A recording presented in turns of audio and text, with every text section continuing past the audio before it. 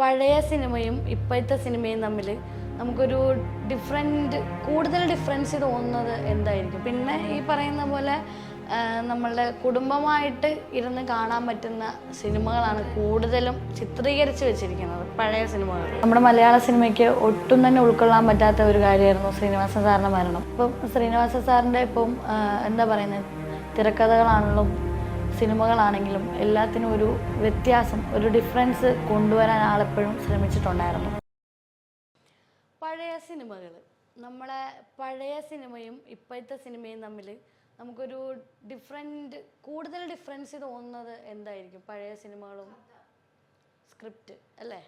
Script അതേപോലെ പഴയ കാലത്ത് ആ ഒരു കാലത്തെ വിൻറ്റേജ് മൂവി പോലെയാണ് ഇല്ല, പക്ഷെ അതൊന്നും ഇപ്പം കിട്ടില്ല. പഴയ കാലമൊന്നും ഇപ്പോഴത്തെ സിനിമയിലൊന്നും കിട്ടാനില്ല. അതെ അതെ, പഴയ സിനിമകളുടെ മെയിനായിട്ട് പ്രത്യേകത എന്ന് പറയാൻ പാട്ടുകളുണ്ട്, ഇതേപോലെ തന്നെ പഴയ ഗ്രാമീണ പശ്ചാത്തലമുള്ള. അതെ, കൂടുതലും സിനിമകളിൽ ഗ്രാമീണത കൂടുതലായി കണ്ടുവരുന്നതും പഴയ സിനിമകളിലാണ്. പിന്നെ ഈ പറയുന്ന പോലെ നമ്മളുടെ കുടുംബമായിട്ട് ഇരുന്ന് കാണാൻ പറ്റുന്ന സിനിമകളാണ് കൂടുതലും ചിത്രീകരിച്ച് വെച്ചിരിക്കുന്നത്, പഴയ സിനിമകളിൽ. ഇപ്പൊ കുറേ സിനിമകൾ ഇപ്പൊ പഴയ ഒരു രീതിയിലേക്ക് കൊണ്ടുവരാൻ ശ്രമിക്കുന്നുണ്ട്.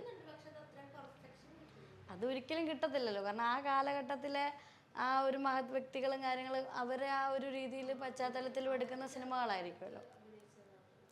എനിക്ക് ഇഷ്ടം പഴയ ജയറാമിൻ്റെയും പഴയ ദിലീപേട്ടൻ്റെയും പഴയ ശ്രീനിവാസൻ സാറിൻ്റെയും ഒക്കെ സിനിമകൾ. നമ്മുടെ മലയാള സിനിമയ്ക്ക് ഒട്ടും തന്നെ ഉൾക്കൊള്ളാൻ പറ്റാത്ത ഒരു കാര്യമായിരുന്നു ശ്രീനിവാസൻ സാറിൻ്റെ മരണം. സാറിൻ്റെ ഒരുപാട് സിനിമകൾ ഇപ്പോഴും നമ്മളെ മനസ്സിൽ നിൽക്കുന്ന സിനിമകളാണ് ഈ പറയുന്ന വടക്ക് നോക്കിയന്ത്രം ആണെങ്കിലും ഈ പറയുന്ന സന്ദേശ സിനിമകൾ. പിന്നെ എൻ്റെ ഏറ്റവും ഫേവറേറ്റ് സിനിമയിലെ ഒന്നായിരുന്നു ഈ പറയുന്ന പൊന്മുട്ടയിടുന്ന താറാവ്. അതിൽ ഓരോ ഡയലോഗുകളാണെങ്കിലും ഓരോ ആക്ഷൻസ് ആണെങ്കിലും ഓരോ പാട്ടുകൾ പോലും ഇപ്പോഴും ഓർക്കുമ്പം ആദ്യം ഓർക്കുന്ന ഒരു ഓർമ്മയിൽ വരുന്ന മുഖം നമ്മുടെ ശ്രീനിവാസൻ സാറിൻ്റെ ആണ്. മലയാള സിനിമയുടെ ഒരു പൊൻതൂവൽ തന്നെയായിരുന്നു അദ്ദേഹം. അദ്ദേഹത്തിൻ്റെ ആ ഒരു മരണവാർത്ത അറിഞ്ഞപ്പം എല്ലാ മലയാളികളും ഒന്ന് ഞെട്ടിയിട്ടുണ്ടാവും. ഇപ്പം ശ്രീനിവാസൻ സാറിൻ്റെ ഇപ്പം എന്താ പറയുന്നത്, തിരക്കഥകളാണെങ്കിലും സിനിമകളാണെങ്കിലും എല്ലാത്തിനും ഒരു വ്യത്യാസം, ഒരു ഡിഫറൻസ് കൊണ്ടുവരാൻ ആളെപ്പോഴും ശ്രമിച്ചിട്ടുണ്ടായിരുന്നു. എനിക്ക് ഏറ്റവും ഇഷ്ടമുള്ളൊരു നടനാണ് ശരിക്കും പറഞ്ഞാൽ ശ്രീനിവാസൻ സാറാണെങ്കിൽ. സാറിനെ ഈ അവസരത്തിൽ ഞാൻ സ്മരിക്കണം. സാറിൻ്റെ ഒരുപാട് സിനിമകൾ ഇപ്പോഴും കാണാൻ ആഗ്രഹമുള്ള സിനിമകളാണ് കൂടുതലും. അപ്പം ഞാനും എൻ്റെ അച്ഛനും എല്ലാവരും ഒന്നിച്ചിരുന്ന് കാണുന്ന സിനിമകളുടെ കൂട്ടത്തിൽ ഒരുപാട് സിനിമകൾ ശ്രീനിവാസൻ സാറിൻ്റെ സിനിമകളായിരുന്നു. സാറിൻ്റെ ആ ഒരു അതുല്യ കലാകാരൻ നമ്മളോട് വിട പറയുന്നു എന്ന് ചിന്തിക്കാൻ പോലും ഒരു മലയാളി എന്നുള്ളതിൽ എനിക്ക് ഇപ്പോഴും ഉൾക്കൊള്ളാൻ പറ്റാത്ത ഒരു കാര്യമാണ്. നമ്മുടെ മലയാള സിനിമയിലെ ഒരു ജീവൻ കൊടുത്ത ഒരു കലാകാരൻ എന്ന് പറയാനാണെങ്കിൽ അതിലൊരാൾ ശ്രീനിവാസൻ സാറായിരിക്കും. ഈ ഒരു അവസരത്തിൽ ഞാൻ സാറിനെ സ്മരിക്കുന്നു. പഴയ സിനിമകൾ കൂടുതൽ കാണാറുണ്ടോ? കൂടുതലും എനിക്ക് പഴയ സിനിമകളാണ് കൂടുതൽ താല്പര്യം. പാട്ടുകളാണെങ്കിലും നമ്മുടെ പഴയ സിനിമകളിലെ പാട്ടുകൾ ഈ കാലഘട്ടത്തിലുള്ള ഈ ജനറേഷനിലുള്ള ആരോട് ചോദിച്ചാലും പറയും. ഇപ്പോഴത്തെ ഒരു പാട്ടല്ല പറയുന്നത്. ചിലപ്പോൾ നമ്മുടെ പഴയ പള്ളിത്തേരുണ്ടോ അല്ലെങ്കിൽ ഈ പറയുന്ന വൈശാഖ സന്ധ്യ, ഇതൊക്കെ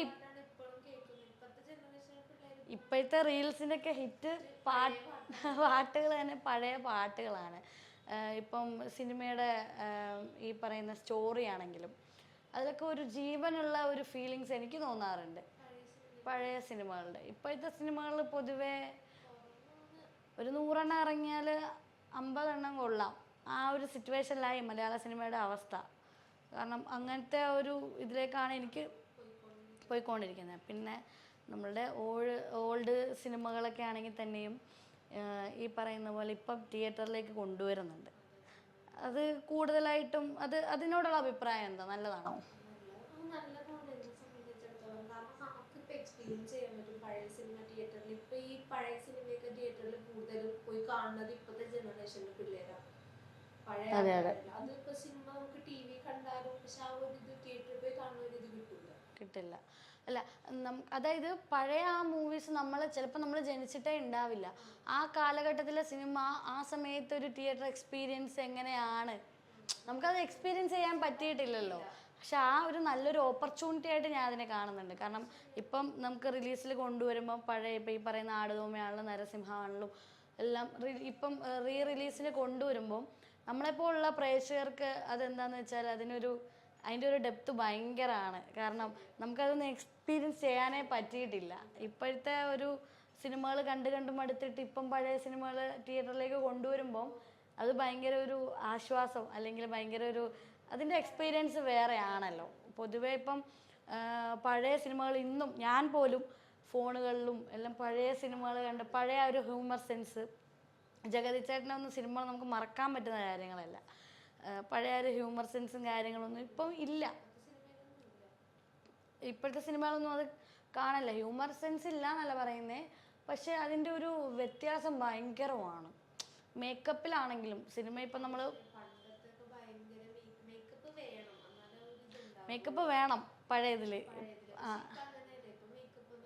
ഇപ്പം എല്ലാവരും ഒരു നാച്ചുറൽ ആ ഒരു ഇതിലേക്ക്, കാരണം പ്രേക്ഷകർ ആഗ്രഹിക്കുന്നതും അങ്ങനെയുള്ള സിനിമകളും കാര്യങ്ങളുമാണ്. പിന്നെ കണ്ടുവരുന്നതെന്ന് വെച്ചാൽ പഴയ നല്ല നല്ല പാട്ടുകൾ ഇപ്പം പുതിയ സിനിമയിലേക്ക് റിമിക്സ് ആക്കി ഇറക്കുന്നുണ്ട്. അപ്പം അതിനോട് അലോഹയുടെ ഒരു അഭിപ്രായം എന്താ? പഴയ കാലത്തെ സിനിമകളിലെ പാട്ടുകൾ ഇപ്പോൾ റിമിക്സ് ചെയ്തെടുക്കുന്നതിനോട് എനിക്ക് യോജിപ്പില്ല. കാരണം പഴയ കാലത്തെ പാട്ടിന് അതിൻ്റെ ഒരു സോളുണ്ട്. അതിപ്പോൾ റിമിക്സ് ചെയ്തെടുക്കുമ്പോഴത്തേക്ക് അതില്ലാണ്ടാവണേണ്. കാരണം പഴയ കാലത്തെ പാട്ടുകൾ ഇപ്പം റിമിക്സ് ചെയ്തെടുക്കുമ്പോഴത്തേക്കും അതിൻ്റെ ട്രെൻഡ് കഴിയുമ്പോൾ, റിമിക്സിൻ്റെ ട്രെൻഡ് കഴിഞ്ഞാൽ പിന്നെ പാട്ട് പോയി. പക്ഷെ പഴയ കാലത്തെ പാട്ടിൻ്റെ ആ ഒരു ഇത് എപ്പോഴും നിലനിൽക്കും എല്ലാവരുടെ മനസ്സിൽ.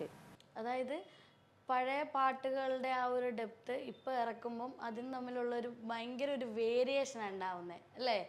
ആ ഒരു ഫീലിങ്സ്, അല്ലെങ്കിൽ ഒരാൾ കഷ്ടപ്പെട്ട് ഒരാൾ എഴുതി ആ ഒരു സംഗീതം കൊടുത്ത് അതിനൊരു ജീവൻ വെപ്പിക്കുകയാണ്. ശരിക്കും ഒരു ബർത്ത് കൊടുത്തൊരു സാധനത്തിന് റീബർത്ത് കൊടുക്കേണ്ട ആവശ്യമില്ലല്ലോ. അങ്ങനെയല്ലേ? അങ്ങനെയാണ് എൻ്റെ ഒപ്പീനിയൻ, അങ്ങനെ തന്നെയാണ്.